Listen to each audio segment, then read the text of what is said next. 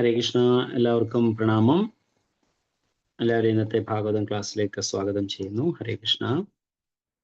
ഇന്ന് നമ്മൾ നോക്കാൻ പോകുന്നത് ശ്രീമദ് ഭാഗവത്തിലെ 1-ാമത്തെ സ്കന്ധത്തിലെ 10-ാം അധ്യായത്തിലെ 1-ാമത്തെ ശ്ലോകമാണ്. ഹരേ കൃഷ്ണ. ജയ ജയ ഭാഗവത ദേവാ, ജയ ജയ ഭാഗവത, ജയ ജയ രാധാ കൃഷ്ണ സ്വരൂപ, ജയ ജയ ഭാഗവത ദേവാ, ജയ ജയ ഭാഗവത. जय श्री श्री श्री राधा माधव की जय. शिल प्रभुपाद की जय. शिल गुरुदेव की जय. आनंद कोटि वैष्णव वृंद की जय. निताय गौर सिद्धांत प्रेमानंदे. हरि हरि बोल. हरे कृष्ण.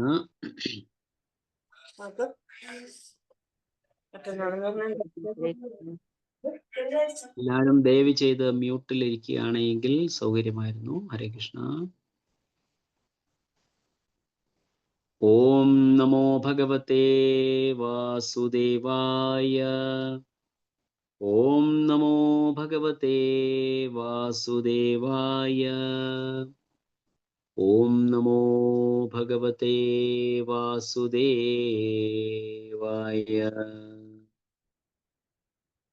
നിഗമകൽപതരോർഗലിതം ഫലം ശുഖമുഖാദമൃതദ്രവ്യസംയുതം പിബത ഭാഗവതം രസമാലയം മുഹുരഹോ രസികാ ഭുവി ഭാവുകാഃ. നാരായണം നമസ്കൃത്യ നരം ചൈവ നരോത്തമം ദേവീം സരസ്വതീം വ്യാസം തതോ ജയമുദീരയേത്. നഷ്ടപ്രായേഷു ഭദ്രേഷു നിത്യം ഭാഗവത സേവയാ ഭഗവതീരുത്തമശ്ലോകേ ഭക്തേർഭവതി നൈഷ്ഠുകീ. ഓം അജ്ഞാനതിമിരാന്ധസ്യ ജ്ഞാനാഞ്ജനശലാകയാ ചക്ഷുരുന്മിലിതം യേന തസ്മൈ ശ്രീഗുരവേ നമഃ. നമോ ഓം വിഷ്ണുപാദായ കൃഷ്ണപൃഷ്ഠായ ഭൂതലേ ശ്രീമതേ ഭക്തിവേദാന്ത സ്വാമിന്നിതി നാമിനേ. നമസ്തേ സരസ്വതേ ദേവേ ഗൗരവാണി പ്രചാരിണേ നിർവിശേഷ ശൂന്യവാദി പാശ്ചാത്യദേശതാരിണേ. ജയ ശ്രീ കൃഷ്ണ ചൈതന്യ പ്രഭു നിത്യാനന്ദ ശ്രീ അദ്വൈത ഗദാധര ശ്രീവാസാദി ഗൗരഭക്തവൃന്ദ. ഹരേ കൃഷ്ണ കൃഷ്ണ കൃഷ്ണ ഹരേ ഹരേ, ഹരേ രാമ രാമ രാമ ഹരേ ഹരേ. മൂകം കരോതി വാചാലം പങ്കും ലംഘയത്തെ ഗിരിം യത്കൃപാതമഹം വന്ദേ ശ്രീഗുരും ദീനദാരിണം പരമാനന്ദമാധവം ശ്രീചൈതന്യ ഈശ്വരം. കദാഞ്ചന സ്മൃതേസ്മിൻ ദുഷ്കരം സുകരം ഭവേത് വിസ്മൃതേ വിപരീതം സ്യാത് ശ്രീചൈതന്യം നമാമി തം. ഹരി ഓം തത്സത്. ഹരേ കൃഷ്ണ. നമ്മൾ ശ്രീമദ് ഭാഗവത്തിന്റെ പ്രഥമ സ്കന്ധത്തിന്റെ ഏതാണ്ട് മധ്യഭാഗത്ത് എത്തിയിരിക്കുകയാണ്. 19 അധ്യായങ്ങളാണ് നമുക്ക് മൊത്തം ഫസ്റ്റ് ക്യാൻഡോയിലുള്ളത്. അതായത് നമ്മൾ ഇന്ന് 10-ാമത്തെ അധ്യായമാണ് തുടങ്ങാൻ പോകുന്നത്. 10-ാമത്തെ അധ്യായം എന്ന് പറയുന്നത് ദ്വാരകയിലേക്ക് ശ്രീകൃഷ്ണ ഭഗവാന്റെ പ്രയാണം എന്നാണ് ഈ അധ്യായത്തിന്റെ നാമധേയം. നമ്മൾ കണ്ടു കഴിഞ്ഞതിന്റെ മുമ്പിലത്തെ അധ്യായത്തില് കുന്തി ദേവിയുടെ പ്രാർത്ഥന. ഭഗവാൻ ദ്വാരകയിലേക്ക് പോകാനായി തുടങ്ങുമ്പോൾ കുരുക്ഷേത്ര യുദ്ധമെല്ലാം കഴിഞ്ഞ് യുധിഷ്ഠിര മഹാരാജാവിനെ രാജ്യാഭിഷേകമെല്ലാം ചെയ്ത് രാജാവായി അധികാരത്തിലേൽപ്പിച്ച് വേണ്ട നിർദ്ദേശങ്ങളെല്ലാം ഭീഷ്മദേവനെ കൊണ്ട് നൽകിച്ച് ഭീഷ്മദേവനും ഭഗവാനും നിർദ്ദേശങ്ങളെല്ലാം നൽകി. അതിനുശേഷം പോകാനായിട്ട് തുടങ്ങുമ്പോഴാണ്, ദ്വാരകയിലേക്ക് തിരിച്ച് പോകാനായി തുടങ്ങുമ്പോഴാണ് കുന്തി ദേവി മുൻപിൽ വന്നു നിന്ന് പ്രാർത്ഥിച്ച് ഭഗവാനോട് കുറച്ചു കാലം കൂടി ഞങ്ങളുടെ കൂടെ നിൽക്കൂ എന്ന ആവശ്യവുമായി ഭഗവാനുള്ള സമയത്ത് ഞങ്ങൾക്ക് ധാരാളം ദുഃഖങ്ങൾ ഉണ്ടായിരുന്നു എങ്കിലും അതാണ് ഏറ്റവും സുഖകരമായ സമയമെന്ന് കുന്തിദേവി പ്രാർത്ഥിച്ചുകൊണ്ട് ഭഗവാനോട് കുറച്ച് നാളുകൂടെ വെയിറ്റ് ചെയ്യണമെന്ന് പറഞ്ഞു. പക്ഷെ അത് കേൾക്കാതെ ഭഗവാൻ പോകാനായി തുടങ്ങുമ്പോൾ യുധിഷ്ഠിര മഹാരാജാവ് വീണ്ടും പ്രാർത്ഥിച്ച് ഭഗവാനെ കൊണ്ട് കുറച്ചു കാലം നിർത്തിച്ചു. ഇവിടെ പറയുന്നത് ഭഗവാൻ കൃഷ്ണൻ ദ്വാരകയിലേക്ക് ഭഗവാന്റെ പ്രയാണം ആരംഭിക്കുന്ന ഒരു സമയമാണ്. നമ്മുടെ ഗ്രന്ഥങ്ങളെല്ലാം കാണുമ്പോൾ നമുക്ക് കാണാൻ സാധിക്കുന്നത് എല്ലാം ഓരോ ചോദ്യങ്ങൾക്ക് മറുപടി നൽകുന്ന തരത്തിലുള്ള രീതിയിലാണ് നമ്മുടെ ഗ്രന്ഥങ്ങളെല്ലാം ചെയ്തു വെച്ചിരിക്കുന്നത്. അപ്പൊ ഇവിടെയും നമുക്ക് കാണാൻ സാധിക്കുന്നത് ശൗനക ഋഷി സൂത ഗോസ്വാമിയോട് ചോദിക്കുകയാണ് ഒരു ചോദ്യം. നമുക്ക് നോക്കാം എന്താണ് ശൗനക ഋഷിയുടെ ചോദ്യമെന്ന്. ശൗനകാദി ഋഷി നൈമിഷാരണ്യത്തിൽ പോവുകയാണെങ്കിൽ നമുക്ക് കാണാൻ സാധിക്കും സൂതഗദ്ദി എന്ന് പറയുന്ന ഒരു സ്ഥലമുണ്ട്. അവിടെ ഭാഗവതം സൂത ഗോസ്വാമി പറഞ്ഞ സ്ഥലമാണ്. കഴിഞ്ഞ ഏപ്രിലിൽ ഞങ്ങൾ അവിടെ ചെന്നപ്പോൾ അവിടെ പോവുകയുണ്ടായി. അവിടെ പോയപ്പോൾ അവിടെ പറഞ്ഞത് ഏതാണ്ട് 15 കിലോമീറ്ററോളം ദൂരത്തില് ആൾക്കാരെല്ലാവരും ഇരുന്നു കൊണ്ട് ഭാഗവതം കേൾക്കുകയായിരുന്നു അത്ര. 15 കിലോമീറ്റർ ദൂരം എന്ന് പറയുമ്പോൾ അത്രയും സമയം അന്ന് മൈക്കും ഒന്നും ഒരു സിസ്റ്റവും ഇല്ലാത്ത സമയമാണ്. പക്ഷെ എന്നിട്ടും സൂത ഗോസ്വാമി പറയുന്നത് എല്ലാവരും വളരെ ശ്രദ്ധയോടുകൂടി കേട്ടിരിക്കുകയായിരുന്നു. അവിടെ വെച്ച് ശൗനക ഋഷിയുടെ നേതൃത്വത്തിലുള്ള അനേകായിരം സന്യാസി വര്യന്മാര് ഭാഗവതം കേൾക്കാനായിട്ട് സൂത ഗോസ്വാമിയിൽ നിന്ന് ഭാഗവതം കേൾക്കാനായിട്ട് വന്നിരുന്ന് നമുക്ക് ഒന്നാമത്തെ രണ്ടാമത്തെ അധ്യായത്തിൽ കാണാൻ സാധിക്കും സൂത ഗോസ്വാമിയുടെ ക്വാളിറ്റീസ് എന്തെല്ലാമായിരുന്നു. ഏറ്റവും പ്രധാനമായിട്ട് അദ്ദേഹം ഒരു ഉത്തമ വൈഷ്ണവനിൽ നിന്ന് അല്ലെങ്കിൽ ഒരു പരമ്പരയിൽ കൂടി വരുന്ന ഒരു വ്യക്തിയിൽ നിന്ന്, ഒരു ഒഥന്റിക് ആയിട്ടുള്ള വ്യക്തിയിൽ നിന്ന് ഭാഗവതം കേട്ടു എന്ന മഹത്വമാണ് സൂത ഗോസ്വാമിക്ക് നമുക്ക് കാണാൻ സാധിച്ചത്. അദ്ദേഹം കേട്ട അതേപോലെ ഇവിടെ വന്ന് ഞങ്ങൾക്ക് നൽകും എന്ന ശുഭാപ്തി വിശ്വാസവും ശൗനകാദി ഋഷികൾ സൂത ഗോസ്വാമിയുടെ മേലെ വെച്ചിരുന്നു. അതിന്റെ കണ്ടിന്യൂവേഷൻ ആയിട്ട് ശൗനക ഋഷി ഇവിടെ ചോദിക്കുകയാണ്. ശൗനവ ഉവാച ഹത്വാ സ്വരിക്ത സ്പൃത ആതതായിനോ യുധിഷ്ഠിരോ ധർമ്മഭൃതാം വരിഷ്ഠഃ സഹാനുജൈ പ്രത്യവരുദ്ധ ഭോജനഃ കഥം പ്രവൃത്ത കിമകാരഷിത്തതഃ.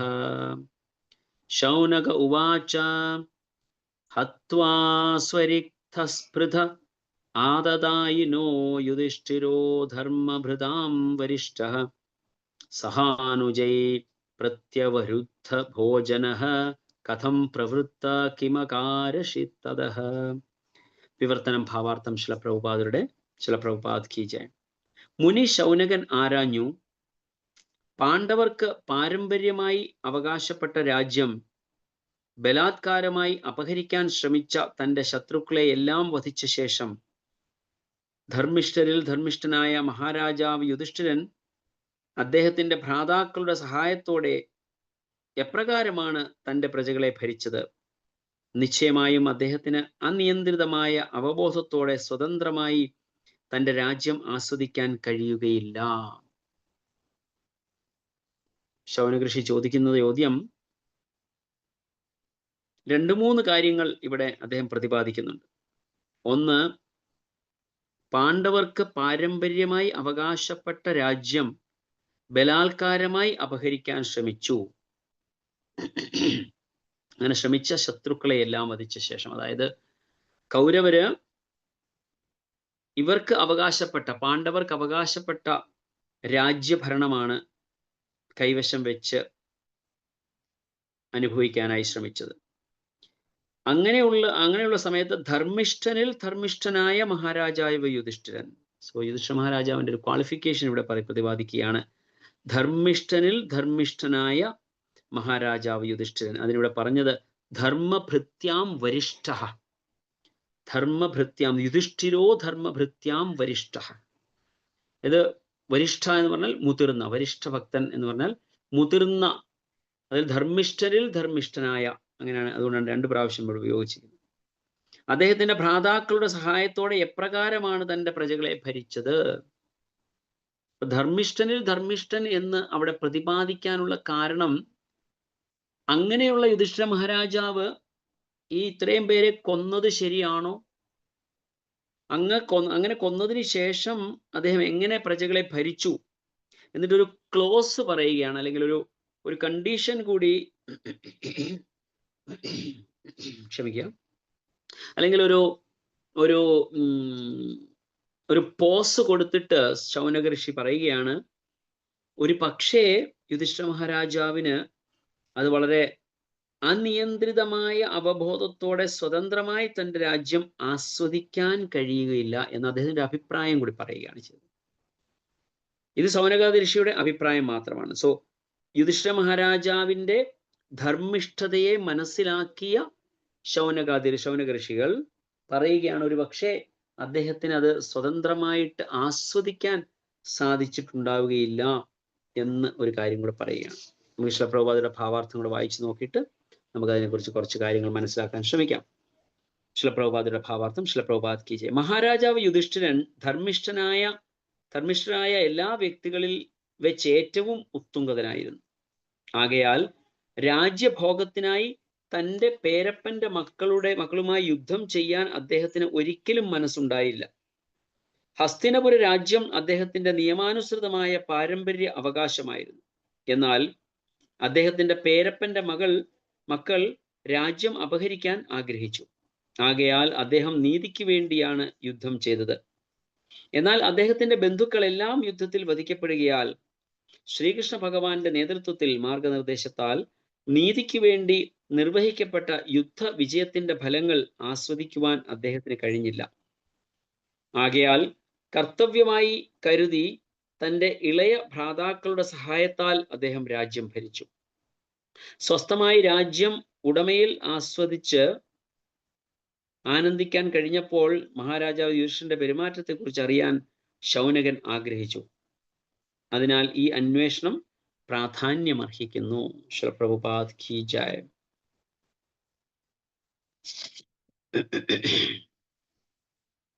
നമുക്ക് ഈ ട്രാൻസ്ലേഷൻ ഒന്നുകൂടി വായിക്കാം, എന്നിട്ട് നമുക്ക് ഡിസ്കഷൻ ആരംഭിക്കാം.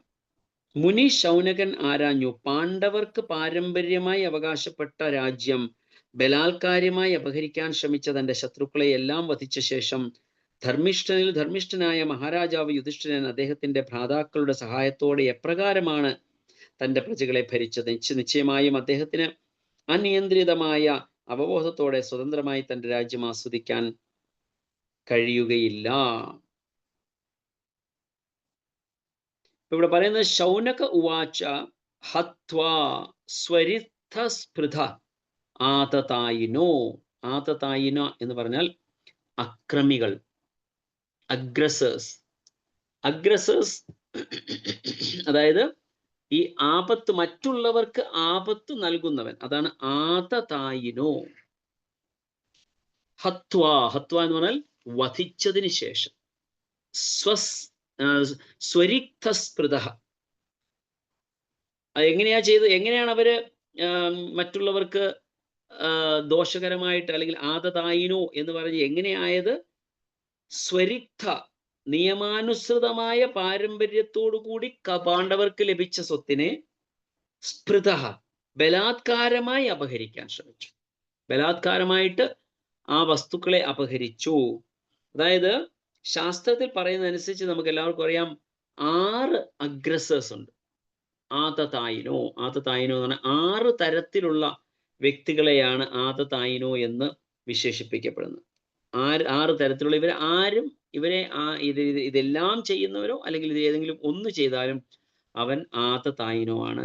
ആതതായിനോ ആയിട്ടുള്ള ഒരാളിനെ വധിക്കുന്നതിന് തൽക്ഷണം വധിക്കണം എന്നാണ് പറയുന്നത്. തൽക്ഷണം വധിക്കണം. അവരെ വധിച്ചില്ലെങ്കിലാണ് അത് പാപം. അങ്ങനെ വധിക്കുന്നത് കൊണ്ട് അതിൽ പാപം ഇല്ല എന്ന് മാത്രമല്ല, അവരെ വധിച്ചില്ല എങ്കിൽ അത് പാപമായിട്ടും ശാസ്ത്രം വിശദീകരിക്കുന്നുണ്ട്. ആരാണ് ഈ 6 അഗ്രസേഴ്സ്, 6 ആദതായിനോ എന്ന് പറയുന്നത്? ആരൊക്കെയാണ്? പറയാമോ ആർക്കെങ്കിലും ഒന്ന്? ആരൊക്കെയാണ് 6 പേര്? മായാതീത മാതാജി പറഞ്ഞാട്ടെ. വീടിന് തീ വെക്കുന്നവർ, വീടിന് തീ വെക്കുന്നവരൊക്കെ, സ്ത്രീകളെ, മറ്റുള്ളവരുടെ സാധനങ്ങൾ അപഹരിക്കുന്നവർ. ഒരാള് പറയട്ടെ, അത് കഴിഞ്ഞിട്ട് അടുത്ത ആൾ. മറ്റുള്ളവരുടെ സാധനങ്ങൾ പറഞ്ഞോട്ടെ. ഹരേ കൃഷ്ണ പ്രഭു. പറഞ്ഞോളൂ. വീടിന് തീ വയ്ക്കുന്നവർ, മറ്റുള്ളവരുടെ സാധനങ്ങൾ അപഹരിക്കുന്നവരെ, സ്ത്രീകളുടെ അപമര്യാദ ചെയ്യുന്നവര്. എനിക്ക് ഓർമ്മയില്ല പ്രഭു. ഹരേ കൃഷ്ണ. ഓക്കെ. മറ്റേ അടുത്ത മാതാജി ആരായിരുന്നു പറയാൻ തുടങ്ങിയത്? ഹരേ കൃഷ്ണ. വേറൊരു മാതാജി പറയാൻ തുടങ്ങിയായിരുന്നു. ഹരേ കൃഷ്ണ. ഞാൻ പറഞ്ഞ പോയിന്റ് മാതാജി പറഞ്ഞു. പിന്നെ ഒരു പോയിന്റ് ഉള്ളത് അന്യന്റെ ഭാര്യനെ അപഹരിക്കുന്നവൻ. ഓക്കെ. പിന്നെ മാതാജി പേരെന്താണ്? കാണാൻ സാധിക്കുന്നില്ല ഇതിലെ ഗ്രൂപ്പിൽ. മംഗള മാതാജി പറഞ്ഞാട്ടെ. പിന്നെ വേറെ ആരാണ്? അന്യരുടെ മുതൽ അപഹരിക്കുന്നവർ. അത് ഓൾറെഡി പറഞ്ഞു.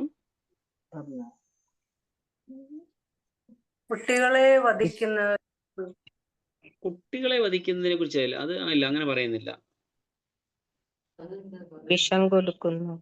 വിഷം കൊടുക്കുന്നവർ. Yes, very good. വിഷം കൊടുക്കുന്നവർ, കറക്റ്റ്. പിന്നെ അന്യന്റെ ഭാര്യയെ അപഹരിക്കുന്നവൻ. അത് പറഞ്ഞു, അത് ഓൾറെഡി പറഞ്ഞു. അത് പറഞ്ഞു.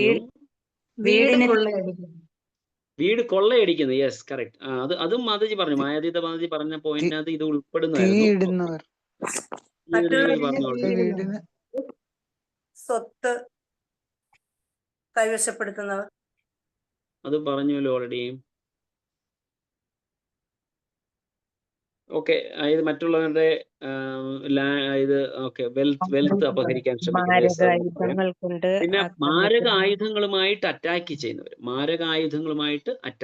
അപ്പം ഒരു മാതാജി പറഞ്ഞിരുന്നു, കുട്ടികളെ കൊല്ലുന്നു. കുട്ടികളെ മാത്രമല്ല, കൊല്ലുക എന്ന ഉദ്ദേശത്തോടെ മാരകായുധവുമായി അറ്റാക്ക് ചെയ്യുന്നവരെയും അഗ്രസേഴ്സ് ആയിട്ട് പറയുന്നത്. അപ്പൊ നമുക്ക് നോക്കാം, ഇത് ആരൊക്കെയാണ് നമുക്ക് നോക്കാം.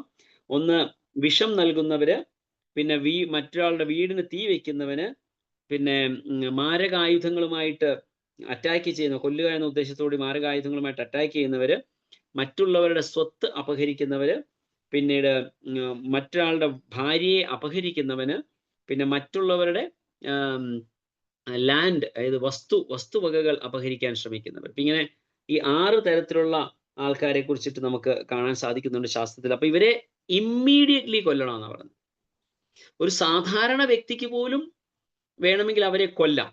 അപ്പൊ അങ്ങനെ സാധാരണയായിട്ടുള്ള വ്യക്തികൾക്ക് ഇങ്ങനെയുള്ള അഗ്രസേഴ്സിനെ കൊല്ലാൻ സാധിക്കുമെങ്കിൽ പിന്നെ ഏറ്റവും സൊസൈറ്റിയിൽ മുതിർന്ന തലത്തിലുള്ള, അതായത് ക്ഷത്രിയർ എന്ന നിലയിൽ, ക്ഷത്രിയർ എന്ന് പറയുന്നതിന് അർത്ഥം തന്നെ ക്ഷതിയിൽ നിന്ന് ത്രായത്തോ, അവരെ ഉദ്ധരിപ്പിക്കാൻ, അതായത് അവർക്ക് എന്തെങ്കിലും ഒരു ക്ഷതി എന്ന് പറയുമ്പോൾ അതിനർത്ഥം മലയാളം എന്താ പറയുക, മോശമായത്, അല്ലെങ്കിൽ അവർക്ക് എന്തെങ്കിലും നഷ്ടം സംഭവിക്കുന്നതിൽ നിന്ന് രക്ഷിക്കുക,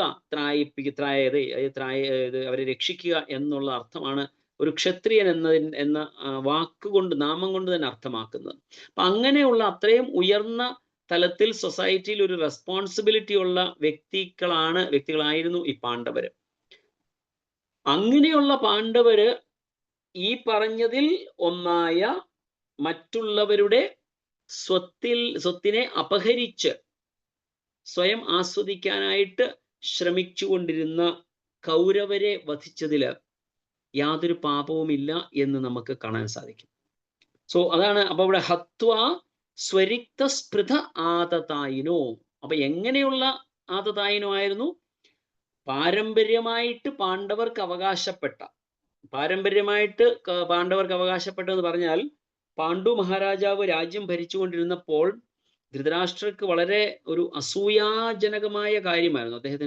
അദ്ദേഹം ജന്മനാ അന്ധനായതുകൊണ്ട് അന്ധനായ ഒരു വ്യക്തിക്ക് രാജ്യഭാരം നൽകാനുള്ള അധികാരം, അല്ലെങ്കിൽ രാജ്യം ഭരിക്കാനുള്ള അധികാരം ഇല്ല എന്ന തത്വം പറഞ്ഞത് വിദുരരാണ്. അതുകൊണ്ട് വിദുരരോട് ചെറിയൊരു ഈർഷ അല്ലെങ്കിൽ ഒരു അസൂയപരമായ ഒരു ദേഷ്യം അദ്ദേഹത്തിന് ഉണ്ടായിരുന്നു ധൃതരാഷ്ട്രർക്ക്. അപ്പൊ അങ്ങനെ വിദുരൻ അങ്ങനെ ഒരു പോയിന്റ് പറഞ്ഞതനുസരിച്ചിട്ട് അനുജനായിരുന്നിട്ട് കൂടി പാണ്ഡുവിന് രാജ്യഭരണം നൽകി.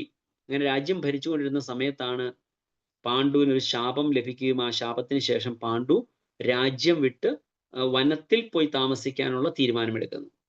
അങ്ങനെ വനത്തിൽ പോയി താമസിക്കാൻ തീരുമാനമെടുക്കുമ്പോൾ ഒരു രാജാവ് ഇല്ലാത്ത ഒരു രാജ്യത്തിനെ കുറിച്ച് ചിന്തിക്കാൻ സാധിക്കത്തില്ല. അതിവൻ ഇപ്പോഴത്തെ സ്ഥിതിയാണെങ്കിൽ പോലും ഒരു രാജ്യത്തിന്റെ അല്ലെങ്കിൽ രാഷ്ട്രതലവൻ ഭരണത്തിൽ ഇരിക്കുന്ന സമയത്ത് മരണപ്പെടുകയാണെങ്കിൽ, അല്ലെങ്കിൽ കൊല്ലപ്പെടുകയോ മരണപ്പെടുകയോ ചെയ്യുകയാണെങ്കിൽ ഒഫീഷ്യലി അദ്ദേഹം മരിച്ചു എന്നുള്ളത് എല്ലാവർക്കും അറിയാമെങ്കിൽ പോലും ഒഫീഷ്യലി അവർ ഡിക്ലെയർ ചെയ്യില്ല, unless and until another person is appointed on that place. അതായത് നിങ്ങൾക്ക് പലർക്കും ഒരുപക്ഷെ ഓർമ്മയുണ്ടാവും, എനിക്ക് നല്ലോണം ഓർമ്മയുണ്ട്. ഞാൻ 6ാം ക്ലാസ്സിലോ 7ാം ക്ലാസ്സിലോ പഠിക്കുന്ന സമയത്താണ് ഇന്ദിരാഗാന്ധി കൊല്ലപ്പെടുന്നത്. ഇന്ദിരാഗാന്ധി രാവിലെ 9:30-കോ 10 മണിക്കോ മറ്റോ കൊല്ലപ്പെട്ടു. പക്ഷേ കൊല്ലപ്പെട്ടതിന് ശേഷം രാജീവ് ഗാന്ധി എവിടെയോ ഉണ്ടായിരുന്ന അദ്ദേഹം വന്ന് പ്രധാനമന്ത്രിയായിട്ട് സ്ഥാനമേറ്റതിന് ശേഷമാണ് ഒഫീഷ്യലി ഇന്ദിരാഗാന്ധി മരിച്ചു എന്ന് ഡിക്ലെയർ ചെയ്യുന്നത്. സോ അതിന്റെ അർത്ഥം എന്ന് പറഞ്ഞാൽ ഏതൊരു രാഷ്ട്രമാണെങ്കിലും ഒരു രാഷ്ട്ര തലവൻ ഇല്ലാത്ത ഒരു സിറ്റുവേഷൻ, ഒരു പോയിന്റ് ഉണ്ടാകാൻ പാടില്ല. അപ്പൊ അത് തീർച്ചയായിട്ടും നമ്മൾ മഹാഭാരതത്തിൽ നിന്ന് തന്നെ അഡോപ്റ്റ് ചെയ്ത നിയമം തന്നെയാണത്.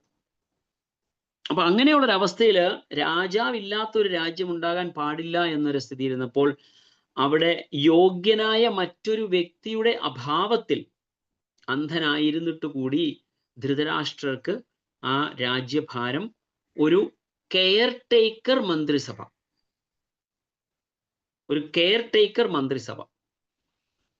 അപ്പം ഭരണ ചുമതല മാത്രം നൽകി, പ്രോപ്പറായിട്ടുള്ള ഒരു ഡിസിഷൻ എടുക്കാനോ അല്ലെങ്കിൽ അത് കൈമാറ്റം ചെയ്യുവാനോ ഉള്ള യാതൊരു അധികാരവും ഇല്ലാതെ, അതായത് യഥാർത്ഥത്തിൽ പറഞ്ഞാൽ ധൃതരാഷ്ട്രർക്ക് ഒരു രാജ്യാഭിഷേകം പോലും, രാജാവായിട്ട് അഭിഷേകം ചെയ്തു പോലും കയറ്റി സിംഹാസനത്തിൽ ഇരുത്തിയതല്ല. അപ്പോൾ പ്രോപ്പർ ഒഫീഷ്യലി പറഞ്ഞാൽ ധൃതരാഷ്ട്ര രാജാവല്ലായിരുന്നു, ഒരു കെയർ ടേക്കർ മന്ത്രിസഭ മാത്രമാണ്.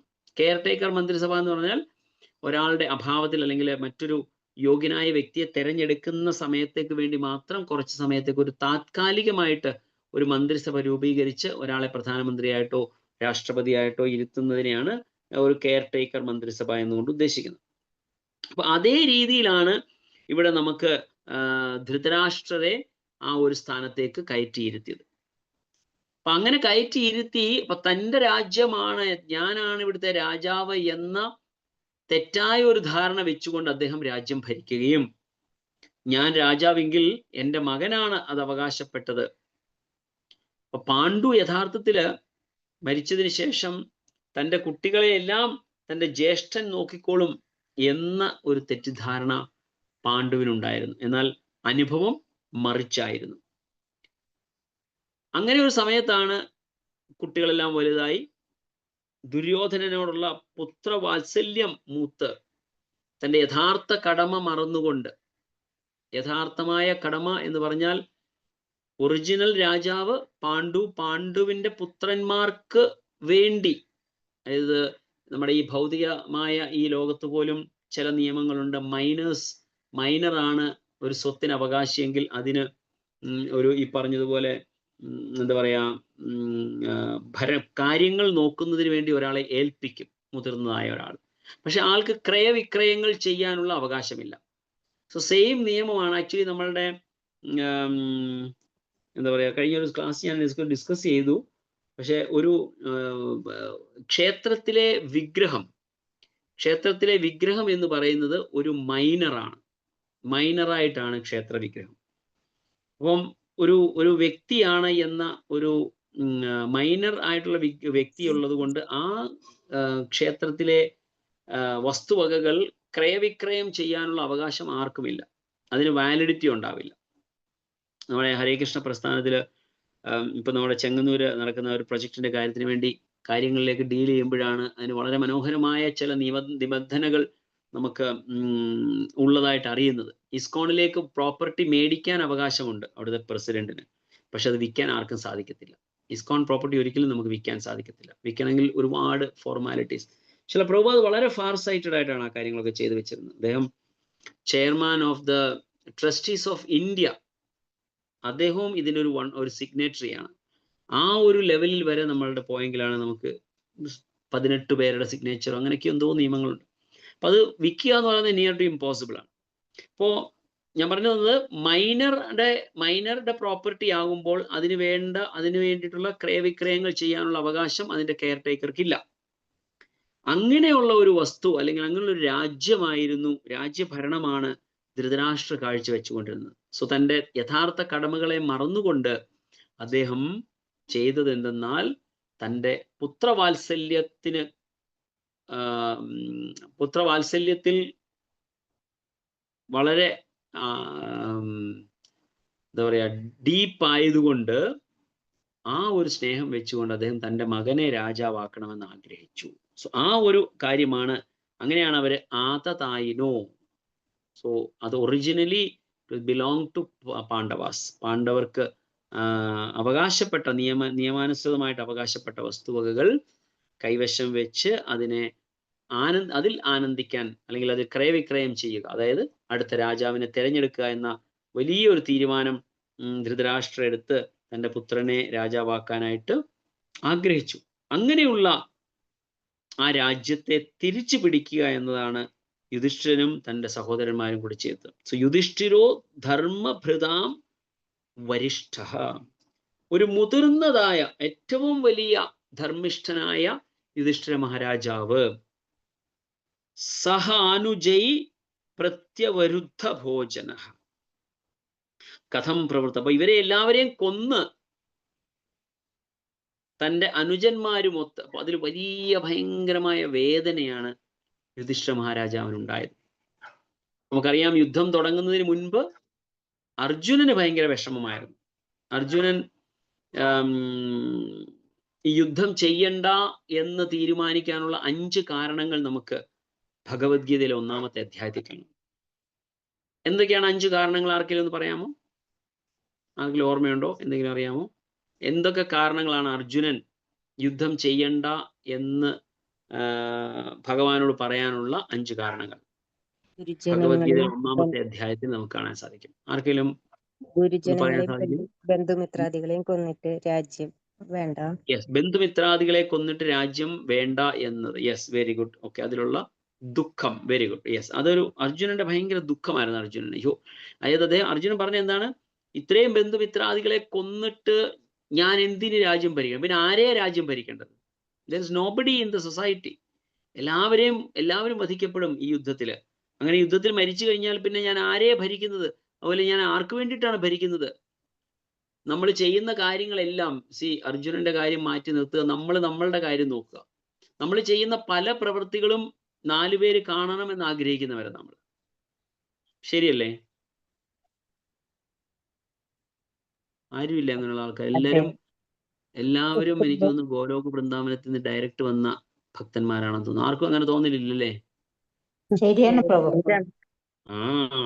നമ്മൾ കണ്ണാടിയുടെ മുമ്പിൽ ഒരുങ്ങുന്നതും തിലകം വെക്കുമ്പോഴും ആ പ്രഭുവിന്റെ തിലകം എത്ര നല്ലതായിരിക്കുന്നു, മാതാജിയുടെ തിലകം എത്ര മനോഹരമായിരിക്കുന്നു എന്ന് ആരെങ്കിലും ഒന്ന് പറയണമേ എന്ന് ആഗ്രഹിച്ചാണ് നമ്മൾ തിലകം വെക്കുന്നത് തന്നെ. കണ്ഠിമാല നല്ല പല സ്റ്റൈലിലുള്ള കണ്ഠിമാലകൾ അണിയും. ചില ആൾക്കാർ വലിയ വലിയ മുത്തുള്ളത് അണിയും, ചില ആൾക്കാർ ഗോൾഡ് കെട്ടും, ചില ആൾക്കാർ സിൽവർ കെട്ടും. ഭഗവാൻ ആ ഗോൾഡും സിൽവറും നോക്കത്തില്ല. കണ്ഠിമാലയുടെ വലിപ്പവും ചെറുപ്പവും യമരാജാവ് വരുമ്പോൾ നോക്കത്തില്ല.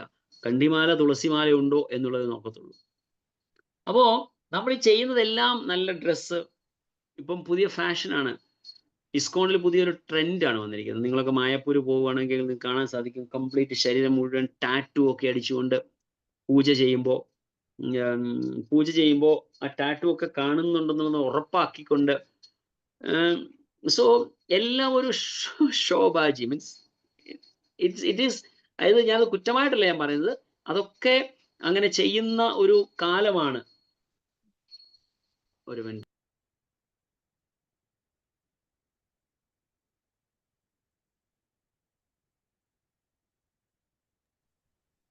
ഹരേ കൃഷ്ണ. വീട്ടിലെ ഓഫറിങ് നടക്കുമ്പോൾ കുറച്ച് ശബ്ദം പതുക്കേക്കാൻ പറയായിരുന്നു.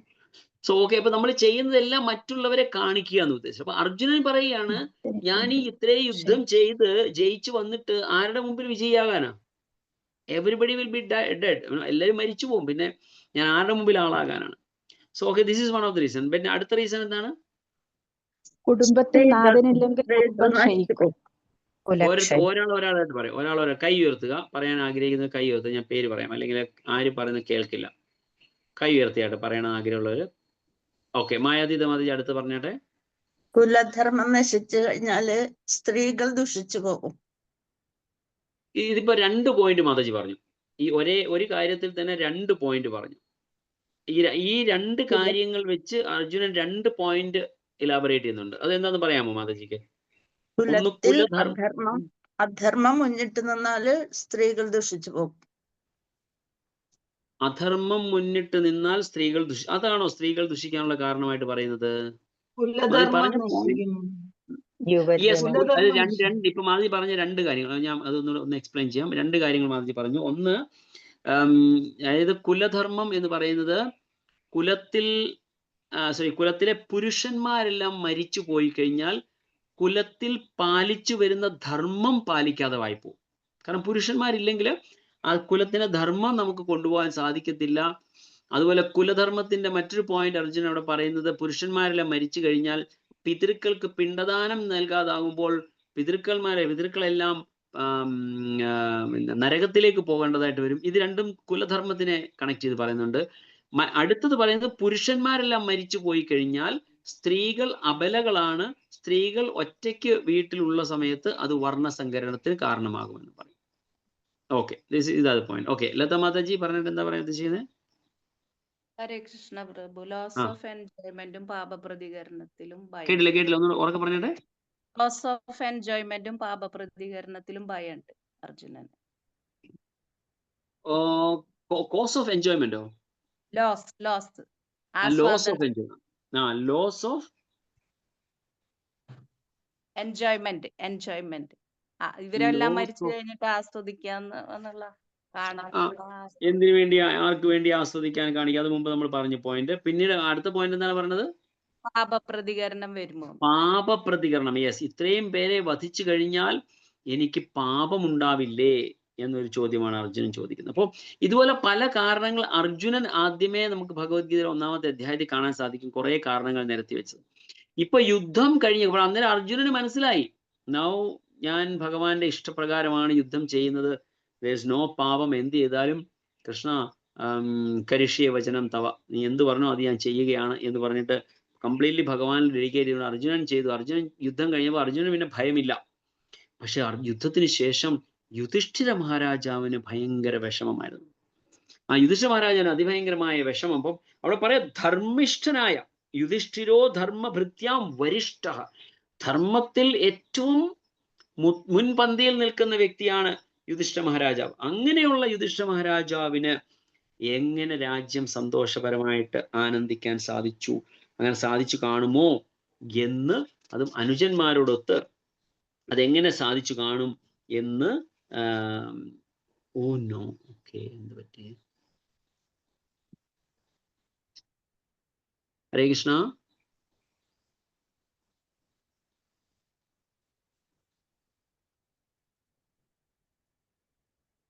ദേവശ്രീ, ഹരേ കൃഷ്ണ, കേൾക്കുന്നുണ്ടോ ഞാൻ പറയുന്നത്?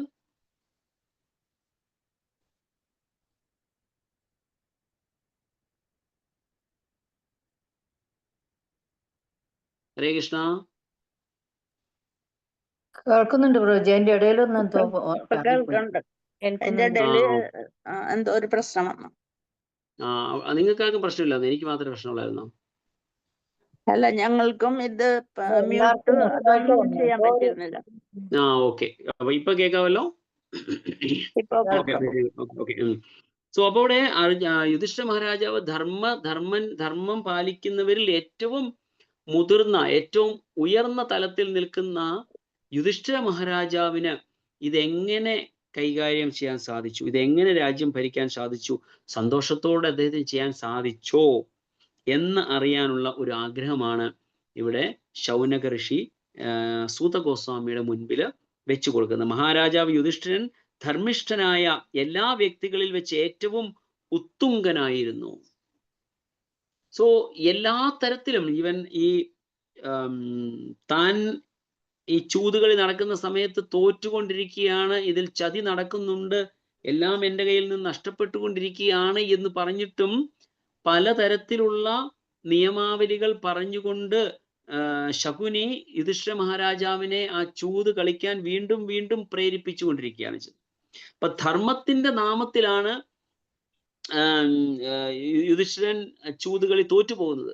ധർമ്മം പാലിക്കുക എന്ന ഉദ്ദേശത്തോടു കൂടി. നമുക്കറിയാം, അതുപോലെ തന്നെ ഒരു വലിയൊരു ധർമ്മിഷ്ഠനായിരുന്നു രാജാ ഹരിശ്ചന്ദ്രൻ. ഹരിശ്ചന്ദ്രൻ എന്തെല്ലാം തരത്തിലുള്ള ദുഃഖങ്ങൾ തൻ്റെ ജീവിതത്തിൽ അനുഭവിക്കേണ്ടതായി വന്നു, എന്നിട്ടും താൻ ധർമ്മം കൈവിടില്ല എന്ന ഒരു തത്വത്തിൽ ഉറച്ചു നിൽക്കുകയാണ് ചെയ്തത്. ഇതുപോലെ ധാരാളം രാജാക്കന്മാരെ നമുക്ക് കാണാൻ സാധിക്കും. ഹരേ കൃഷ്ണ. ഇടയ്ക്കിടയ്ക്ക് പോകുന്നുണ്ടല്ലോ, എന്തോ ഇഷ്യൂ ഉണ്ടല്ലോ. കുഴപ്പമില്ലേ പ്രഭു? ഇപ്പൊ ഇല്ല, കേൾക്കാമല്ലോ അല്ലേ? കേക്കാം. അങ്ങനെ ധർമ്മിഷ്ഠരായ ധാരാളം രാജാക്കന്മാരെ നമുക്ക് നമ്മുടെ ശാസ്ത്രത്തിൽ. I think somebody is playing with something, I don't know. ഹരേ കൃഷ്ണ. കേൾക്കുന്നുണ്ടോ? ഹരേ Krishna.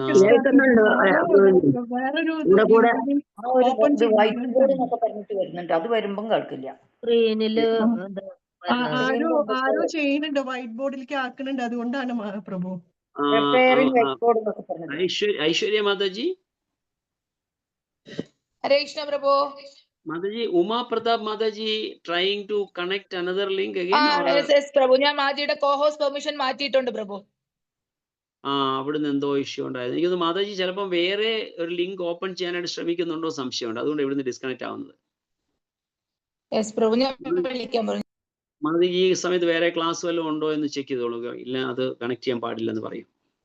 Okay, Hare Krishna. Sorry for the inconvenience. അപ്പൊ അങ്ങനെ ധാരാളം രാജാ ഹരിശ്ചന്ദ്രൻ, അതുപോലെ യുധിഷ്ഠിര മഹാരാജാവിനെ പോലെ ധാരാളം ധർമ്മിഷ്ഠരായ രാജാക്കന്മാരെ ധാരാളം നമ്മുടെ ശാസ്ത്രങ്ങളിൽ കാണാൻ സാധിക്കും. അവര് എത്ര വന്നാലും ധർമ്മത്തിന് വിരുദ്ധമായിട്ട് ചെയ്യില്ല. നമ്മളുടെ കാര്യം നമ്മൾ ആയിരിക്കും, നമ്മൾ ചില സമയത്ത് നിവൃത്തികേട് കൊണ്ട് ചിലപ്പം ധർമ്മം മാറ്റി വെച്ചിട്ട് നമ്മൾ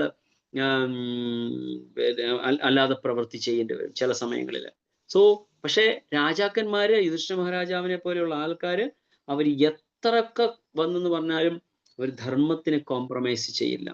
സോ അങ്ങനെ സാക്ഷാൽ ഭഗവാൻ സ്വയം യുധിഷ്ഠിര മഹാരാജാവിനോട് ആവശ്യപ്പെട്ടിട്ട് പോലും, ഭഗവാൻ കൃഷ്ണൻ സാക്ഷാൽ എന്താ പറയാ, ഈശ്വരനാണ് അല്ലെങ്കിൽ പരംപിതാവാണ് എന്ന് പോലും മനസ്സിലാക്കിയ യുധിഷ്ഠിര മഹാരാജാവ് ഭഗവാൻ പറഞ്ഞതനുസരിക്കാൻ തയ്യാറായില്ല. So I am not saying it's correct, പക്ഷെ അത് ധർമ്മത്തിനേക്കാൾ മുകളിലല്ല. അത് നമുക്ക് കാണിച്ചു തരുന്നുണ്ട് ആ ഒരു കഥയിൽ. അശ്വത്ഥമാവ് എന്ന ആന കൊല്ലപ്പെട്ടു എന്ന് പറയാനായിട്ട് ഉള്ള സിറ്റുവേഷൻ ഉണ്ടാക്കേണ്ടതായി വന്നു. അപ്പോൾ അങ്ങനെയുള്ള സിറ്റുവേഷനിൽ പോലും സാക്ഷാൽ ഭഗവാൻ പറഞ്ഞ കാര്യം പോലും ചെയ്യാതെ ധർമ്മമാണ് വലുത് എന്ന് ധരിച്ചുകൊണ്ട് അല്ലെങ്കിൽ എന്ന രീതിയിൽ പാലിച്ച രാജാവിൽ ഏറ്റവും ഉത്തുംഗതനാണ്, ഏറ്റവും ഹയസ്റ്റ് ലെവലിലുള്ള വ്യക്തിയാണ് രാജാ യുധിഷ്ഠിരൻ. ആ യുധിഷ്ഠിര മഹാരാജാവിന് ഇത്രയും വലിയ പാപം, യഥാർത്ഥത്തിൽ പറഞ്ഞാൽ പാണ്ഡവർക്ക് വേണ്ടിയിട്ടാണ് യുദ്ധം നടന്നത്. പാണ്ഡവർക്ക് രാജ്യം തിരിച്ചു കൊടുക്കുക എന്നൊരു ഉദ്ദേശം ഉള്ളത് കൊണ്ടാണ് ഇത്രയും പേര് മരിക്കേണ്ടതായി വന്നത്. സോ അത് സാധാരണഗതിയിൽ സഹിക്കാൻ പറ്റുന്നതിലും മുകളിലാണ്. അപ്പോ അങ്ങനെയുള്ള സിറ്റുവേഷനിൽ എങ്ങനെ ഈ യുധിഷ്ഠിര മഹാരാജാവിന്, ധർമ്മത്തിൽ ഏറ്റവും ഉത്തുംഗതനായ വ്യക്തിക്ക് എങ്ങനെ തൻ്റെ സഹോദരന്മാരുമായിട്ട് ഈ രാജ്യം ഭരിച്ചു അല്ലെങ്കിൽ അദ്ദേഹത്തിന് സന്തോഷപരമായിട്ട് സ്വതന്ത്രമായ സന്തോഷത്തോടു കൂടി രാജ്യം ഭരിക്കാൻ കഴിഞ്ഞിട്ടുണ്ടാവില്ല എന്ന് ആണ് ഇവിടെ ശൗനക ഋഷി ഇവിടെ സൂത ഗോസ്വാമിയോട് ചോദിക്കുന്നത്. സോ യുദ്ധം ചെയ്യാൻ അദ്ദേഹത്തിന് ഒരിക്കലും മനസ്സുണ്ടായില്ല. സോ ആകെ രാജ്യഭോഗത്തിനായി തൻ്റെ പേരപ്പന്റെ മക്കളുമായി യുദ്ധം ചെയ്യാൻ അദ്ദേഹത്തിന് ഒരിക്കലും മനസ്സുണ്ടായില്ല. സോ ഒരിക്കലും ഈ ഒരു സിറ്റുവേഷനിലായിരുന്നിട്ട് പോലും യുധിഷ്ഠിര മഹാരാജാവ് യുദ്ധം ചെയ്യണ്ട എന്നുള്ള ആഗ്രഹമായിരുന്നു. അർജുനനും കണ്ടു, നമുക്ക് യുദ്ധത്തിന് മുമ്പ് അർജുനനും അതേ ഫീലിംഗ് തന്നെ ഉണ്ടായിരുന്നു. സോ അപ്പുറത്തെ സൈഡിൽ, അതാണ് അഗ്രസേഴ്സും ധർമ്മിഷ്ഠരും തമ്മിലുള്ള വ്യത്യാസം നമുക്ക് കാണാൻ സാധിക്കും. അതായത് അസുരൻ എന്ന സ്വഭാവം, ആസുരിക സ്വഭാവമുള്ളവർ. അസുരൻ എന്ന വാക്കിന് അർത്ഥം ഓർമ്മയുണ്ടോ? ഞാൻ 1-2 ക്ലാസ്സുകളിൽ പറഞ്ഞിട്ടുണ്ട്. ജസ്റ്റ് ഒന്ന് ചോദിക്കുകയാണ്, എന്താണ് അസുരൻ എന്നുള്ള വാക്കിന് അർത്ഥം? ആർക്കെങ്കിലും പറയാമോ എന്താണ് അസുരൻ എന്ന വാക്കിനർത്ഥം? അസുര സ്വഭാവമുള്ളത്. എന്താണ് അസുര സ്വഭാവം? അസുരൻ എന്ന വാക്കിനർത്ഥം ഹരേകൃഷ്ണ, നമ്മള് പ്രോപ്പർ ആയിട്ടൊരു ഒരു നിയമം പാലിക്കുക. പറയാൻ ആഗ്രഹിക്കുന്നവർ എപ്പോഴും കൈ ഉയർത്തുക. സിസ്റ്റത്തിൽ നമുക്ക് വെർച്വൽ ഹാൻഡ് റേസിംഗ് ഉണ്ട്. ആ വെർച്വൽ ഹാൻഡ് റേസ് ചെയ്ത് കഴിഞ്ഞാൽ നിങ്ങൾക്ക് ചാൻസ് തരാം. അല്ലെങ്കിൽ എനിക്കറിയില്ല, പല ആൾക്കാർ സംസാരിച്ച് കഴിയുമ്പോൾ നമുക്ക് ഒന്നും മനസ്സിലാവത്തില്ല. ഓക്കെ, വെരി ഗുഡ്, ഇത് നല്ല കറക്റ്റ് ആണ്. ഓക്കെ, രമാദേവി മാതാജി പറഞ്ഞിട്ട് എന്താണ് അസുരന്റെ വാക്ക്? അസുര സ്വഭാവം പറഞ്ഞാൽ മറ്റുള്ളവരെ വഞ്ചിക്കുക, മറ്റുള്ളവരുടെ അവരെ ദ്രോഹിക്കുക, പിന്നെ അവരുടെ സ്വത്ത് മുതലായവ, അങ്ങനെ പലതരത്തിലും ദുഷ്ടതരം ചെയ്യുക. ശരി, okay, thank you so much. Okay, answer പറഞ്ഞു കഴിഞ്ഞാൽ കൈ താഴ്ത്തിയിട്ടുള്ളൂ കേട്ടോ. Very good, thank you. Okay, Usha Mataji, Usha Nellankara. Hare Krishna Prabhuji. ഭഗവാന് ഇഷ്ടമില്ലാത്ത കാര്യങ്ങൾ ചെയ്യുന്നതെല്ലാം ആസുരിക സ്വഭാവമായിരിക്കും. ഭഗവാൻ ഇഷ്ടമില്ലാത്ത കാര്യങ്ങൾ ചെയ്യുന്ന ആസുരിക സ്വഭാവം. Very good, thank you so much. അപ്പൊ നിങ്ങൾ രണ്ടിനും കൈ താഴ്ത്തിയിട്ടുള്ളൂ കേട്ടോ. ഉഷ മാതാജിയും Usha Mataji. Okay okay, very good. Okay, Dhanalakshmi Mataji. Hare Krishna Prabhuji. സുരന്മാരല്ലാത്തവര് അസുരന്മാര്. സുരന്മാരല്ലാത്ത അസുരന്മാർ. അപ്പൊ എന്താണ് അസുരനും അസുരനും? സുരന്മാരെന്ന് വെച്ചാൽ ഭഗവാനെ അനുസരിക്കുന്ന, അല്ലെങ്കിൽ ഭഗവാനെ എന്താണ് ഭക്തിയോടെ വേദങ്ങളിലൊക്കെ പറഞ്ഞത് അനുസരിക്കും. ഓക്കെ, ശരി. അപ്പൊ അങ്ങനെ അതല്ലാത്തവരെല്ലാം അസുരന്മാരാണ്. Very good. Okay, Mayatita Mataji. സുരന് സുരമല്ലാത്തത്, അങ്ങനെ ഒരു മീനിങ് ഉണ്ട് പ്രഭു. അത് പ്ലസ് സുരൻ, അതാണ്. Okay, very good, fine, no problem. Okay, Lata Mataji. സുരന്മാരെന്ന് പറഞ്ഞ ദേവന്മാരല്ലേ? സൂര്യൻ എന്ന് പറഞ്ഞ ദേവനാണ്, അസുരൻ എന്ന് പറഞ്ഞ അസുരനാണ്. അതാണ്. Fine, no problem. ഓക്കെ, രണ്ടുപേരും കൈ താഴ്ത്തിയിട്ടുള്ളൂ. ഓക്കെ, ഗിരിജ മാതാജിക്ക് പറയാനുണ്ടോ? വേദശാസ്ത്രമായി നേരെ വിപരീതമായി ചെയ്യുന്നത് നമ്മളുടെ വേദങ്ങളിലൊക്കെ വേദശാസ്ത്രത്തിന് വിപരീതമായിട്ട് ചെയ്യുന്നത്. Very good. Okay, no problem. Okay, നമ്മള് ഞാൻ പലപ്പോഴും പറയാറുള്ളത്, ഒരു കാര്യം നമ്മൾ മനസ്സിലാക്കണമെങ്കിൽ അതിന്റെ ഒറിജിൻ എവിടെ നിന്നാണ് വന്നിരിക്കുന്ന വാക്ക് എന്ന് നമുക്ക് മനസ്സിലാക്കി കഴിഞ്ഞാൽ അതിന്റെ യഥാർത്ഥ മീനിങ് നമുക്ക് മനസ്സിലാവും. അസുരൻ എന്ന് പറഞ്ഞാൽ അസു എന്ന് പറഞ്ഞു കഴിഞ്ഞാൽ ശ്വാസോച്ഛ്വാസം എന്നാണ്. ബ്രീത്തിങ്, രമിക്കുക. ഈവൻ ശ്വാസം വിടുന്നത് പോലും സ്വന്തം തൃപ്തിക്ക് വേണ്ടി ചെയ്യുക. ശ്വാസം വിടുന്നത് പോലും സ്വന്തം തൃപ്തിക്ക് വേണ്ടി ചെയ്യുന്നവൻ. നിങ്ങൾ പറഞ്ഞ പോയിന്റ് എല്ലാം കറക്റ്റ് ആണ്. അതെല്ലാം ഇതിന്റെ ഒരു മീനിങ് ആണ്. അതായത് ഒരു പ്രോപ്പർ ജനറിക് മീനിങ് ആയിട്ട് നോക്കിയാൽ ഭഗവാന്റെ വചനങ്ങൾക്കെതിരായി പ്രവർത്തിക്കുന്നവരെല്ലാം അസുരനാണ്. ഭഗവാനായിട്ട് അംഗീകരിക്കാത്തതെല്ലാം അസുരന്മാരാണ്. That's all correct, fine. പക്ഷെ ഇതിന്റെ ഒറിജിനൽ എന്ന് പറഞ്ഞാൽ ഈവൻ ശ്വാസം വിടണമെങ്കിൽ പോലും അതിൽ എന്തെങ്കിലും ആനന്ദമുണ്ടാകണം എന്നാഗ്രഹിക്കുന്നു, ഇന്ദ്രിയ തൃപ്തി ഉണ്ടാകണം എന്നാഗ്രഹിക്കുന്നവനാണ് അസുരൻ. അത് മറ്റുള്ളവർക്ക് ദ്രോഹമായിക്കൊള്ളട്ടെ, മറ്റുള്ളവരെ കൊന്നുകൊണ്ടായിക്കോട്ടെ, മറ്റുള്ളവരെ പിടിച്ചു കെട്ടിക്കൊണ്ടായിക്കോട്ടെ, മറ്റുള്ളവർ എനിക്ക് വേണ്ടി മരിച്ചുകൊണ്ടായിക്കോട്ടെ, എനിത്തിങ്, എന്ത് കാര്യങ്ങളും യെസ്, അസുവിൽ രമിക്കുന്നവൻ. കറക്റ്റ്. അപ്പൊ ഏത് രീതിയിലാണ് എങ്കിലും എൻ്റെ ഇന്ദ്രിയ തൃപ്തിയാണ് എനിക്ക് വലുത്, ആ ഒരു ചിന്ത ഉള്ളവരാണ് അസുരൻ. അപ്പൊ ഇതേപോലെ തന്നെ കൗണ്ടറായിട്ട് നോക്കുകയാണെങ്കിൽ ദുര്യോധനന്റെ ബ്രദേഴ്സ് തന്നെയാണ് പാണ്ഡവരും. പക്ഷെ ദുര്യോധനന് ഈ ഫീലിംഗ് ഇല്ലായിരുന്നു. ദുര്യോധനാദികൾക്ക് ഈ ഫീലിംഗ് ഇല്ലായിരുന്നു. അതാണ് ഒരു അസുരനും ഒരു ദേവനും തമ്മിലുള്ള വ്യത്യാസം. സോ പാണ്ഡവർക്ക് ഈ ഫീലിംഗ് ഉണ്ട്, അയ്യോ പാടില്ലായിരുന്നു, എൻ്റെ സഹോദരന്മാരാണല്ലോ, അതാണ് ഇതാണെന്നൊക്കെ ഇവർ ചിന്തിച്ചു. പക്ഷെ അതേപോലെ തന്നെ അവരുടെയും സഹോദരനല്ലായിരുന്നു ഇവര്. പക്ഷെ അവർക്ക് അങ്ങനെ ഒരു ചിന്താഗതി ഉണ്ടായിരുന്നില്ല. അവിടെ കുറ്റപ്പെടുത്തലുകളാണ് വീണ്ടും വീണ്ടും വന്നുകൊണ്ടിരുന്നത്. തനിക്ക് വേണ്ടി പോലും യുദ്ധം ചെയ്യാൻ വന്ന ഭീഷ്മാചാര്യനോടും ദ്രോണാചാര്യനോടും ഒക്കെ കുറ്റപ്പെടുത്തുകയാണ് ദുര്യോധനൻ ചെയ്തത്. അപ്പോ അവിടെ നിൽക്കുമ്പോൾ പോലും തനിക്ക് വേണ്ടി യുദ്ധം ചെയ്യാനായി വന്നു നിൽക്കുന്ന ഭീഷ്മനും ദ്രോണാചാര്യനെ പോലും കുറ്റപ്പെടുത്തുക, കർണനോട് പോലും ഫൈറ്റ് ചെയ്യുകയാണ്, ആർഗ്യൂ ചെയ്യുകയാണ്. നീ എനിക്ക് വേണ്ടിയല്ല ചെയ്യുന്നത്, നിനക്ക് അവരോട് എന്തോ സോഫ്റ്റ് കോർണർ ഉണ്ട്.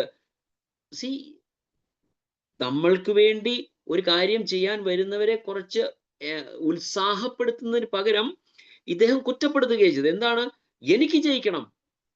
അവരെ എല്ലാവരെയും ഓരോരോ ശപഥങ്ങളിൽ ബന്ധിപ്പിച്ചു വെച്ചിട്ട് അതിൽ നിർബന്ധിതരാക്കിക്കൊണ്ട് അവരെ ദുര്യോധനന് വേണ്ടിയിട്ട് യുദ്ധം ചെയ്യിപ്പിക്കുകയാണ് ചെയ്തത്. അല്ലെങ്കിൽ പൂർണ്ണ മനസ്സോടുകൂടി അല്ല അവരാരും യുദ്ധം ചെയ്തത്. കർണന് അതിഭയങ്കരമായ വിഷമം ഉണ്ടായിരുന്നു. ധർമ്മത്തിനെതിരാണ്, ധർമ്മം എവിടെയാണ് എന്ന് കർണന് നല്ലതുപോലെ അറിയാം.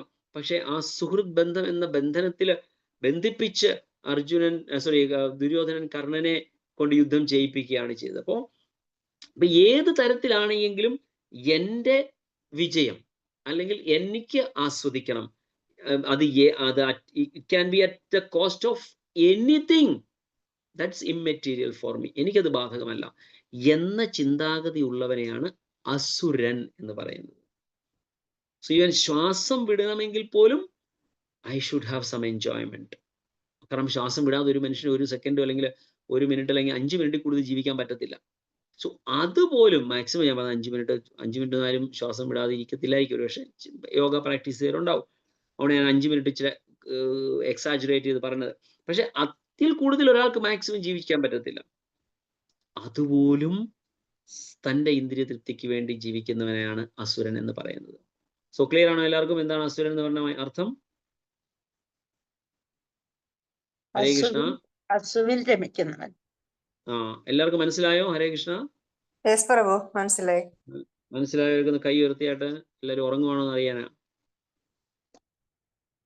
ഹരേ കൃഷ്ണ. ഓക്കെ, 3-4 പേരൊക്കെ ഉള്ളൂ, ബാക്കിയുള്ളവരൊക്കെ ഉറങ്ങുമായിരിക്കും, എനിക്കറിയില്ല. Hare Krishna. Yes, I can see many hands now. Thank you so much. Hare Krishna. So അങ്ങനെ ഞാൻ പറഞ്ഞു വന്നത്, പാണ്ഡവരുടെ സഹോദരന്മാരെങ്ങനെയാണോ കൗരവര്, അതുപോലെ തന്നെയാണ് കൗരവരുടെ സഹോദരന്മാരാണ് പാണ്ഡവർ.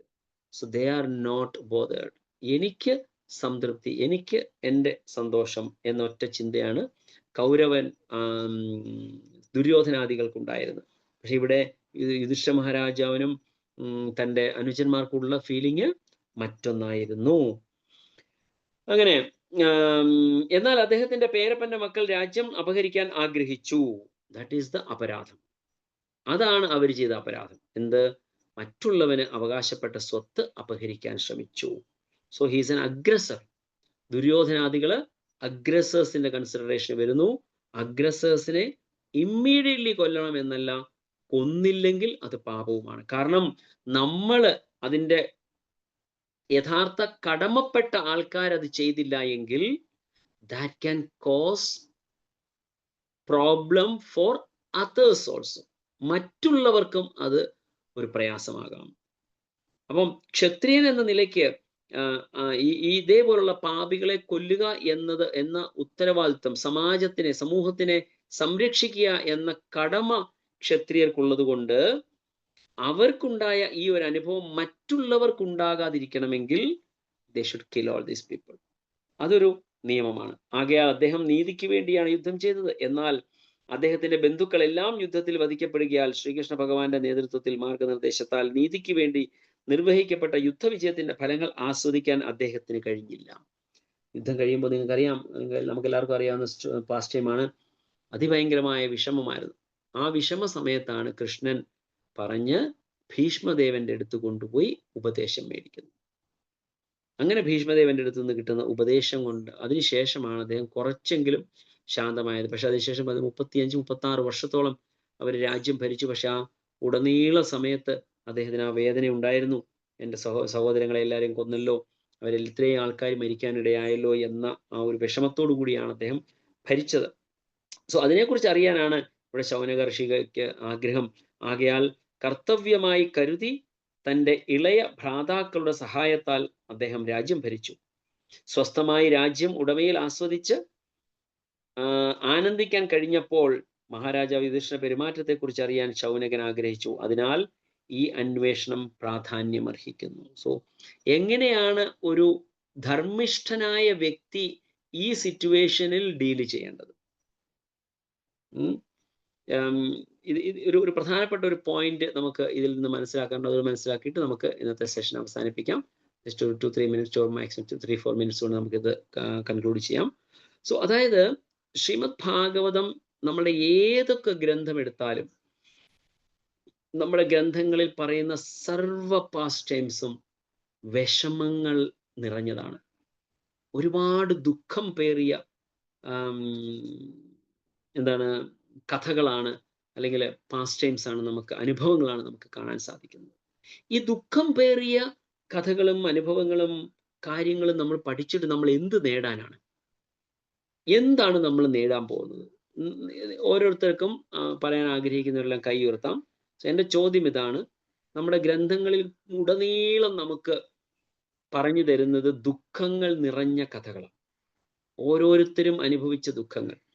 പണക്കാരായിട്ടുള്ള ആൾക്കാരാണെങ്കിൽ ദരിദ്രരായവർ, ദരിദ്രരായിട്ടുള്ള ആൾക്കാരാണെങ്കിൽ വീണ്ടും ദരിദ്രരായത്. ഇപ്പൊ പാണ്ഡവരുടെ കാര്യം തന്നെ പറയുകയാണെങ്കിൽ എല്ലാം ഉണ്ടായിരുന്നു, പക്ഷെ ജീവിതത്തിൽ ഏറ്റവും കൂടുതൽ സമയം അവർ ദരിദ്രരായിട്ട് വനത്തിലാണ് ജീവിക്കേണ്ടി വന്നത്. സ്വന്തം സഹോദരന്മാരെ കൊല്ലാനായിട്ട് ശ്രമിക്കുക. അതിനേക്കാൾ കൂടുതൽ വിഷമം വേറെ എന്തുണ്ടാവാനാണ്?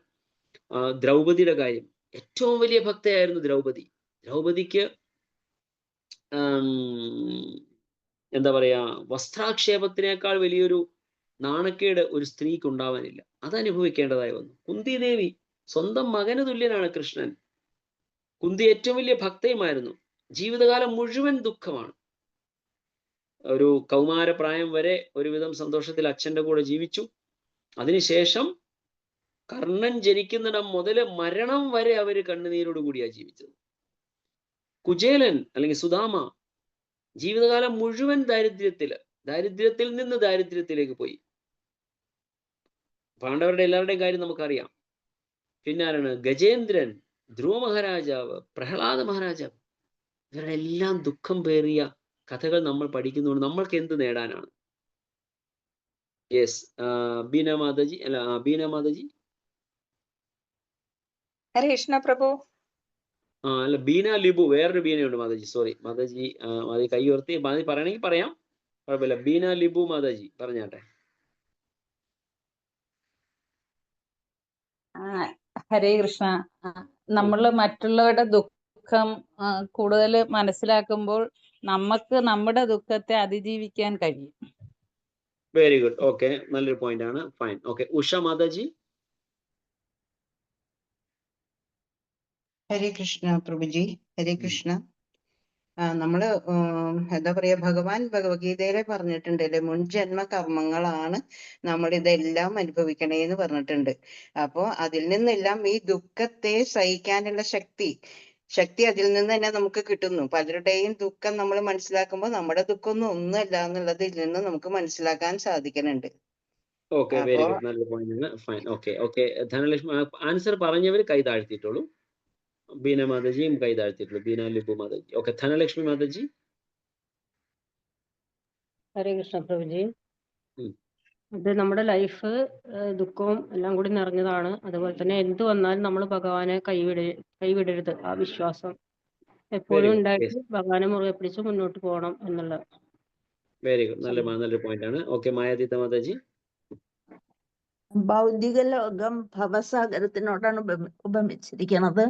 അതായത് അങ്ങനെ ദുഃഖങ്ങളും ഇതും വന്നും പോയിക്കൊണ്ടിരിക്കുന്ന സാഗരത്തില് ഒരിക്കലും അവസാനിക്കാത്ത ഇതുപോലെ. അപ്പൊ അതിന്റെ ഭഗവാനെ കൊണ്ടുപിടിച്ചാൽ മാത്രമേ അങ്ങനെ വരുമ്പോഴത്തേക്ക്. ഓക്കെ, ശരി. Okay, thank U Mataji. Okay, Sriranjini Mataji.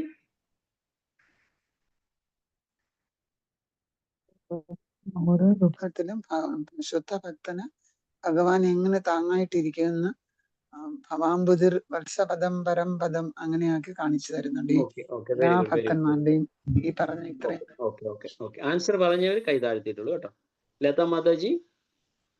Hare Krishna പ്രഭു. ഭഗവാന്റെ ആദ്യത്തെ ഇൻസ്ട്രക്ഷൻ തന്നെ മാത്ര സ്പർശാസ്തു കൗന്ദേയല്ലേ. അപ്പൊ നമ്മൾ ആ സുഖം ദുഃഖം നമ്മൾ മനസ്സിലാക്കി ജീവിക്കുക എന്നുള്ളതാണ് ഒരു ഭക്തന്റെ ആദ്യത്തെ ഓ പ്രൈമറി വെരി ഗുഡ്, നല്ല പോയിന്റ് ആണ്. Okay, fine fine, very good. Okay, Vijayasree Mataji. Hare Krishna. ഈ ഭൂമി ഒരു ദുഃഖാലയമാണെന്ന് മനസ്സിലാക്കാം. ദുഃഖാലയമാണെന്ന് മനസ്സിലാക്കിയില്ലേ. ഓക്കെ, ഭക്തന്മാരും അതിൽ നിന്ന് എക്സെപ്റ്റഡ് അല്ല അല്ലേ? ഭക്തനാണെങ്കിലും ദുഃഖങ്ങളെല്ലാം സഹിക്കേണ്ടി വരും. Very good. ഓക്കെ, നല്ല എനിക്ക് സൗഭാഗ്യ മാതാജി വെർച്വൽ ഹാൻഡ് അല്ല, ഒറിജിനൽ ഹാൻഡ് റേസ് ചെയ്യായിരുന്നു. സൗഭാഗ്യ മാതാജിക്ക് എന്തെങ്കിലും പറയാൻ ആഗ്രഹമുണ്ടോ മാതാജി? ഹരേ കൃഷ്ണ പ്രഭുജി, അതൊന്നും ശരിയാവില്ല, കിട്ടുന്നില്ല. അതുകൊണ്ടാ പിന്നെ നമ്മൾക്ക് ദുഃഖം വരുമ്പോൾ ദുഃഖം വരുന്നത് കുന്തി മാതാ പറയുന്നുണ്ടല്ലോ, ദുഃഖം വരണം, കൂടുതൽ ദുഃഖം വരണം, എനിക്ക് എപ്പോഴേലും ഭഗവാനെ കൂടുതൽ പ്രാപിക്കാൻ കഴിയുള്ളൂ. നമ്മൾക്ക് ദുഃഖം വരുമ്പോഴാണ് നമ്മൾ കൂടുതൽ ഭഗവാനോട് അടുക്കുന്നതും ഭഗവാനെ ചിന്തിക്കുന്നതും. നമ്മുടെ ഭൗതിക ലോകത്ത് ജീവിക്കുന്ന ദുഃഖം അശാശ്വതം. നമ്മൾക്ക് ആ ദുഃഖത്തിലൂടെയാണ് നമ്മൾ ഭഗവാനെ കൂടുതൽ പ്രാപിക്കുന്നത്. നമ്മളുടെ സുഖങ്ങളും. ശരി, വെരി ഗുഡ്. നമുക്ക് അതിനെ കുറിച്ച് ഒന്ന് ഡിസ്കസ് ചെയ്യാനുണ്ട്. ഓക്കെ, സച്ചി മാതാജിയുടെ കേൾക്കാം. ശ്രീ സച്ചി മാതാജി. ഹരേ കൃഷ്ണ പ്രഭു, പ്രണാം പ്രഭു. ഏത് സാഹചര്യത്തിലായാലും അവരെല്ലാവരും ഭഗവാനെ ആശ്രയിച്ചിരുന്നു, സുഖത്തിലായാലും ദുഃഖത്തിലായാലും. പിന്നെ അവർക്ക് എല്ലാം എത്ര ദുഃഖം അനുഭവിച്ചാലും അൾട്ടിമേറ്റ്ലി അവർക്ക് അവരുടെ വിജയം നേടാനായിട്ട് സാധിച്ചു. യെസ്, വെരി ഗുഡ്, നല്ലൊരു പോയിന്റ് ആണ്. Thank you so much. Okay, നിങ്ങൾ എല്ലാവരും പറഞ്ഞ പോയിന്റ് വളരെ കറക്റ്റ് ആണ്. വളരെ വളരെ പ്രിസൈസ് ആയിട്ടുള്ള പോയിന്റുകളാണ് എല്ലാവരും പറഞ്ഞത്. എല്ലാം വളരെ കറക്റ്റ് ആയിട്ടുണ്ട്. ഇപ്പോ സൗഭാഗ്യവാദി പറഞ്ഞൊരു പോയിന്റ്, ജസ്റ്റ് ഒരു ഇതിവിടെ എനിക്ക് പറയാൻ ആഗ്രഹമുണ്ട്. ദുഃഖത്തിലൂടെയാണ് ഭഗവാനോട് കൂടുതൽ അടുക്കാൻ സാധിക്കുന്നത് പറഞ്ഞു. പക്ഷെ ദുഃഖത്തിലൂടെ അല്ലല്ലോ നമ്മൾ ഭഗവാനോട് അടുക്കേണ്ടത്. കാരണം ദുഃഖം ഒരു കാരണം.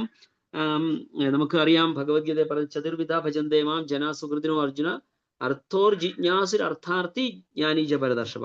അപ്പൊ ദുഃഖത്തോടുകൂടി ഭഗവാന്റെ അടുത്ത് ചെല്ലുന്നവരെ ഭക്തരായിട്ട് ഭഗവാൻ കൺസിഡർ ചെയ്തിട്ടില്ല എന്നാണ് ആ ശ്ലോകത്തിൽ പറയുന്നത്.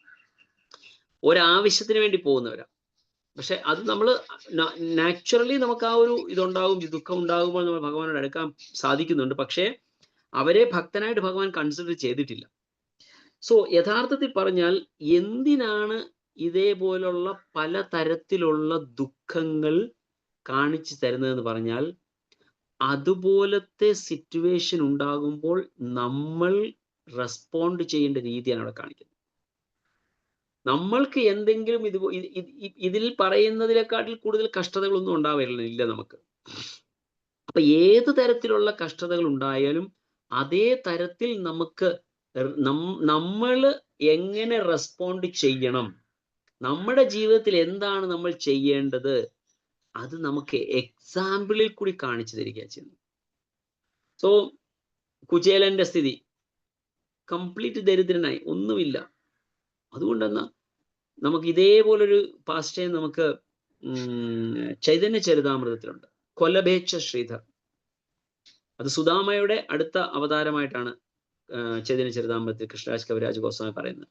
കൊലഭേച്ഛ ശ്രീധർ എന്ന് പറഞ്ഞാൽ പഴം, ഇലവർഗ്ഗങ്ങൾ, അതായത് വാഴയിലയും വാഴക്കൂമ്പും അതുപോലുള്ള സാധനങ്ങളൊക്കെ വിറ്റുകൊണ്ടിരുന്ന വ്യക്തിയാണ്. അദ്ദേഹം ദരിദ്രൻ എന്ന് പറഞ്ഞാൽ 5 പൈസ കയ്യിലെടുക്കാനില്ല. അന്നത്തെ ദിവസം 10 പഴം വിറ്റ് കഴിഞ്ഞാൽ ആ പൈസ കൊണ്ട് അരി മേടിച്ച് വെച്ച് കഴിക്കുന്ന ആളാണ്. മഹാപ്രഭു പറയുന്നത്, നീ കള്ളനാണ്, നീ ഭയങ്കര പണക്കാരനാണ്, അതെല്ലാം നീ ഒളിപ്പിച്ചു വെച്ചിട്ട് നീ പാവപ്പെട്ടവനായിട്ട് നീ കാണിക്കുകയാണ് ജനത്തിനെ എന്ന് പറഞ്ഞത്. കാരണം മഹാപ്രഭുവിന് അറിയാം, he is filthy rich in devotion. ഭക്തിയിൽ ഭയങ്കര പണക്കാരനാണ്. കാരണം ഭക്തി നിറഞ്ഞ മനസ്സായിരുന്നു അദ്ദേഹത്തിനുണ്ടായിരുന്നത്. കുചേലനും അതുപോലെ തന്നെയായിരുന്നു. ഭൗതികപരമായി നോക്കിയാൽ ഒരു പക്ഷെ ഒന്നുമില്ല, പക്ഷേ ഹൃദയം നിറച്ച് ഭഗവാനോടുള്ള ഭക്തിയായിരുന്നു അദ്ദേഹത്തിനുണ്ടായിരുന്നത്. ഭഗവാന്റെ മറ്റൊരു പേരെന്താണ്? അകിഞ്ചന ഗോചരൻ. എന്താണ് അകിഞ്ചന ഗോചരൻ അർത്ഥം? മെറ്റീരിയലി എക്സോസ്റ്റഡ്, ഭൗതികമായി അകിഞ്ചന ഗോചരന്റെ അർത്ഥം എന്താണ്?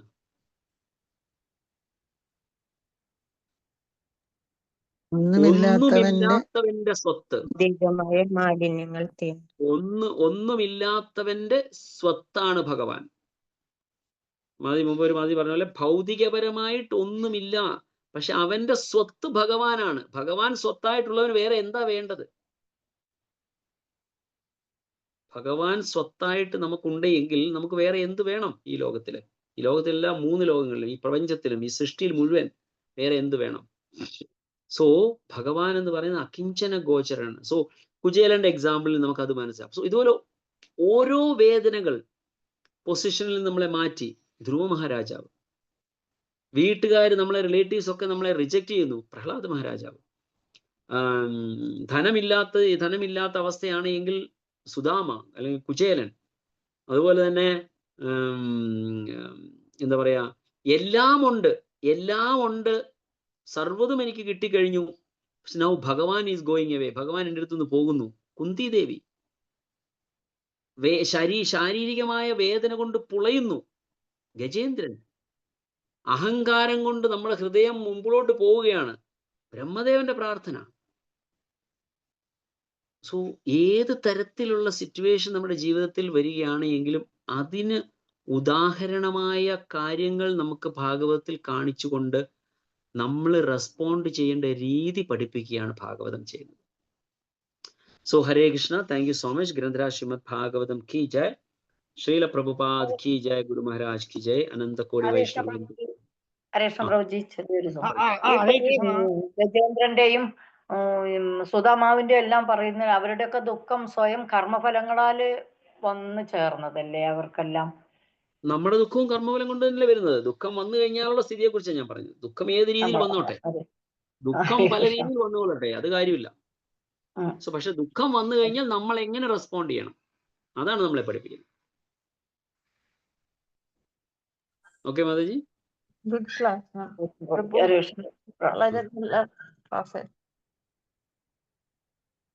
ഗൗരപ്രിയ മാതാജി എന്താ ചോദ്യം ചോദിക്കാൻ? ഹരേ കൃഷ്ണ പ്രഭു. താങ്ക് യു പ്രഭു. വളരെ നല്ല ക്ലാസ് പ്രഭു. പ്രഭുവിന്റെ ക്ലാസ് പിന്നെ അങ്ങനെ പറയേണ്ട ആവശ്യമില്ല. താങ്ക് യു, പ്രണാമം പ്രഭു. പ്രഭു, ഞാനത് പ്രഭു പറഞ്ഞ ആദതായന അത് 1.17.16 പർപ്പട്ടില് പ്രഭുപാദ് അതിനെ കുറിച്ച് പറഞ്ഞിട്ടുണ്ട്. അപ്പൊ അതില് പ്രഭു പറഞ്ഞ സ്വത്ത് അപഹരിക്കുക എന്നുള്ളത് രണ്ടായിട്ടാണ് പറഞ്ഞിരിക്കുന്നത്. ധനം കൊള്ളയടിക്കുക, പ്രത്യേകിച്ച് കൃഷിസ്ഥലങ്ങൾ അപഹരിക്കുക. ഇത് Hare Krishna Prabhu. Thank you Prabhu. Thank you Prabhu. Hare Krishna. Hare Krishna Prabhu. പ്രണാമം. ഹരേ കൃഷ്ണ പ്രഭുജി, നല്ല ക്ലാസ്. മനസ്സിനെ അങ്ങ് വല്ലാതെ അങ്ങ് ഇരുത്തിപ്പോയി. കാരണം പല കാര്യങ്ങളും മനസ്സിലാവാതെ പോയതെല്ലാം തെളിഞ്ഞു വന്നു. ഹരേ കൃഷ്ണ പ്രഭുജി, പ്രണാമം. ഹരേ കൃഷ്ണ. ശ്രീല പ്രഭുപാദ് കി ജയ്, ഗുരു മഹാരാജ് കി ജയ്. Thank you so much. Hare Krishna. Thank you Prabhu. Thank you so much Prabhu. Hare Krishna. Thank you so much. Hare Krishna. Hare Krishna. Hare Krishna. പഞ്ചകൽപതരുഭ്യശ്ച കൃപാ സിന്ധുഭ്യഃ ച പതിതാനാം പാവനേഭ്യോ വൈഷ്ണവേഭ്യോ നമോ നമഃ. ഹരേ കൃഷ്ണ. നന്ദി പ്രഭുജി, വളരെ നന്ദി. വളരെ മനോഹരമായ ക്ലാസ്സിന് നന്ദി പ്രഭുജി. ഹരേ കൃഷ്ണ പ്രഭു. പ്രണാമം. താങ്ക് യു പ്രഭു. പ്രണാമം പ്രഭു. ഹരേ കൃഷ്ണ. ഹരേ കൃഷ്ണ പ്രഭു. താങ്ക് യു പ്രഭു. പ്രണാമം. ഹരേ കൃഷ്ണ പ്രഭു. പ്രഭു ലെഫ്റ്റ് ആയി. എല്ലാ മാതാജിമാർക്കും നന്ദി. Thank you.